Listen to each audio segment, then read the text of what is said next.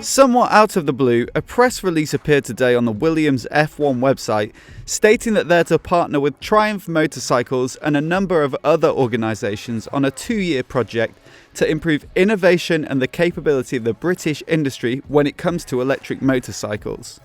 The most we've ever heard from Triumph about their intention towards going electric was a question in a customer survey last year that asked respondents whether they'd ever ridden an electric motorcycle and whether they wanted Triumph to produce one.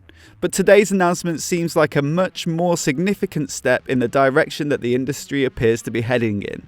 In the press release, Triumph CEO Nick Bloor was quoted as saying, "This new collaboration represents an exciting opportunity for Triumph and its partners to be leaders in the technology that will enable the electrification of motorcycles, which is driven by customers striving to reduce their environmental impact, combined with the desire for more economical transportation and change in legislation. Project Triumph TE-1 is one part of our electric motorcycle strategy focused on delivering what riders want and expect from their Triumph, which is a perfect balance of handling, performance and usability." Triumph will apparently lead the project, offering their expertise in motorcycle chassis design and powertrain characteristics, whereas Williams Advanced Engineering have the experience and facilities to produce and test lightweight batteries, battery management systems, and vehicle control units. Integral Powertrain Limited aren't a company I've heard of before, but a quick flick on their website shows a partnership with Aston Martin on their electric hypercar, which is quite the testimonial. They're said to be contributing a bespoke electric motor and silicon carbide inverter.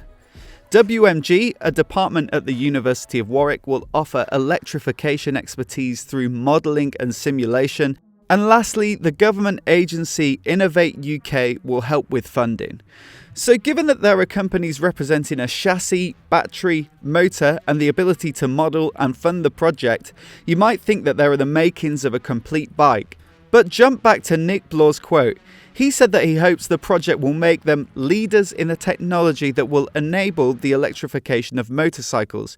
So perhaps we can't really expect a specific model like Harley-Davidson's Livewire, but more so a series of technological innovations that will help Triumph to move in that direction.